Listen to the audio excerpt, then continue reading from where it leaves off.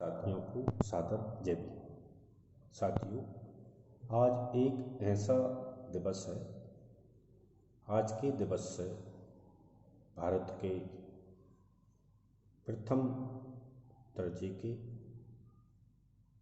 सबसे उच्च कोटि के विद्वान बाबा साहब डॉक्टर भीमराव अंबेडकर एक नेतृत्व के रूप में उभरते हैं और यहाँ से इनकी दिन पे दिन प्रगति आंदोलनों के रूप में प्रारंभ होती है। 20 मार्च 1927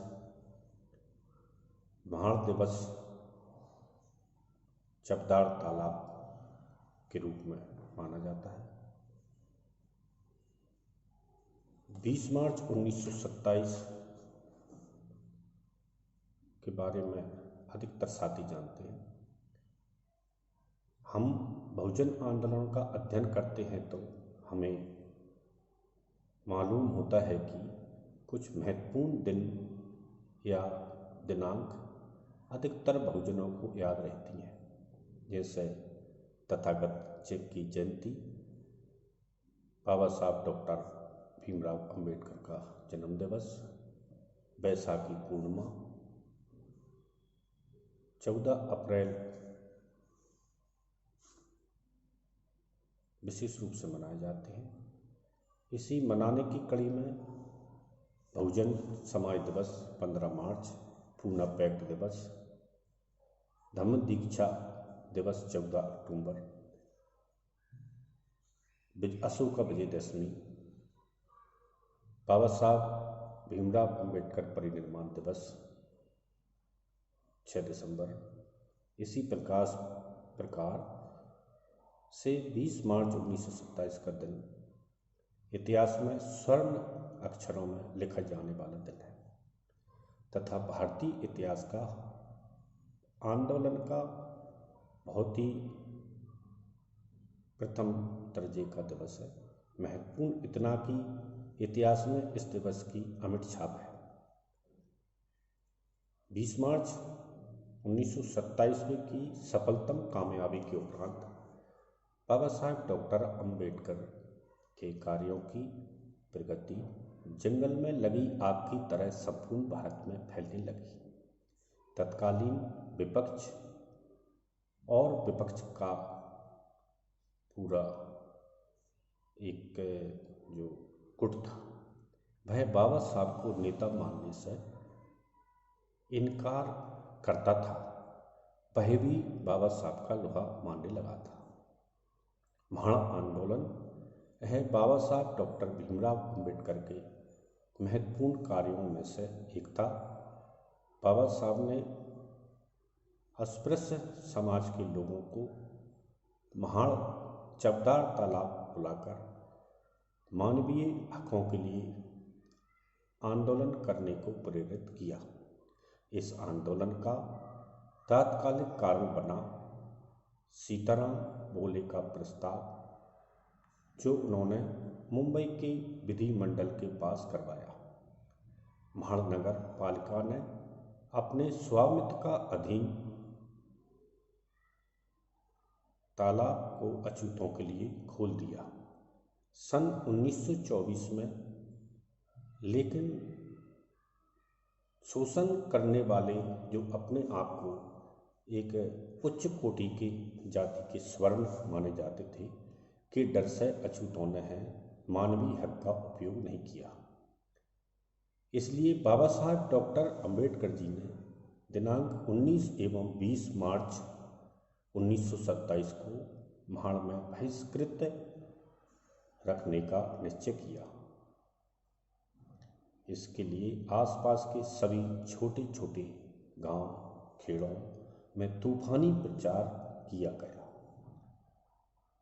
फलतः हजारों लोग इसमें 15 वर्ष के बालक से लेकर 75 वर्ष तक के बूढ़े व्यक्ति भी शामिल हुए, जो अपनी पीठ पर रोटी बांधकर परिषद में आए।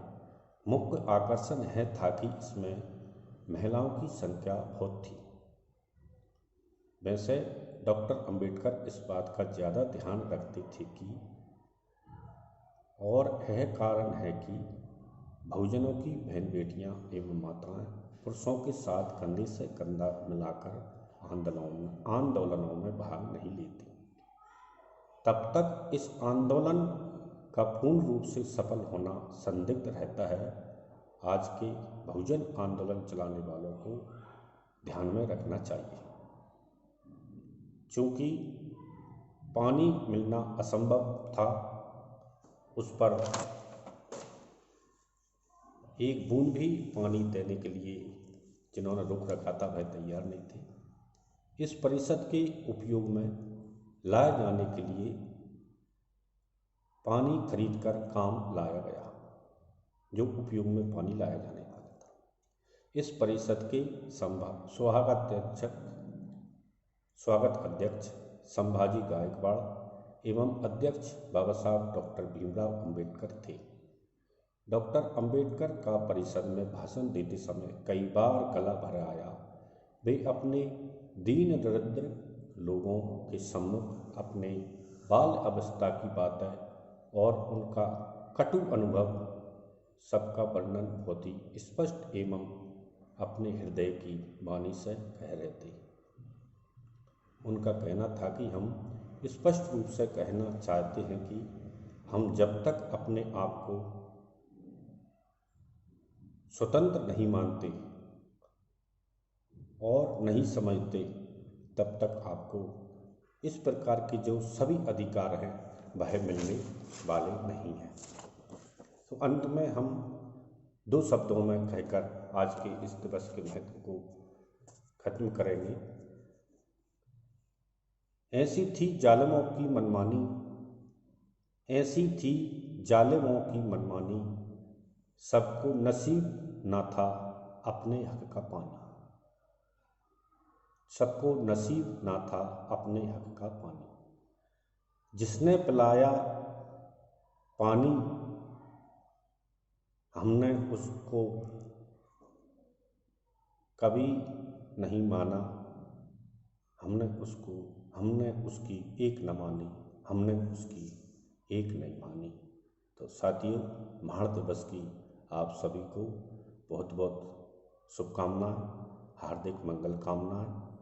आज के दिन से ही बाबा साहब के आंदोलन में उन्नयन प्रगति होती रही और बाबा साहब विश्व के सामने एक बहुत बड़े मानवों के हितकारी माने जाने लगे। जय भीम, नमो बुद्धाय।